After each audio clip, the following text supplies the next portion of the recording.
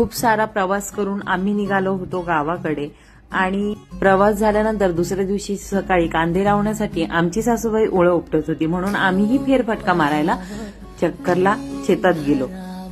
त्यानंतर सकाळी सगळ्यांचा नाश्त्याचा टाइम होता म्हणून पटकन अशी इडली बनवली, त्यासोबत थोडीशी कांदा ओल्या खोबऱ्याची चटणी बनवली आणि ते झाल्यानंतर सगळ्यांसाठी मस्त स्पेशल चहा ठेवला।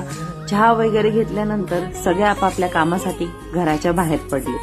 ते झाल्यानंतर कांदे लागवडीसाठी छान अशी वावर तयार झालेली होती। माझ्या शेतात हिरवं सपान जागत, नव्या उमेदीची हाक नवा सूर्य मागतात। माझ्या शेतात मोतीचं निरळसळ पाणी, सारं आभाळा जमिनी गातो आपुलकीची गाणी। असं छान मला शाळेतली कविता सुचवत आमच्या दिवसाचा शेवट झाला आणि आमच्या गावाकडचं ही असं सुंदर वातावरण। Bye bye.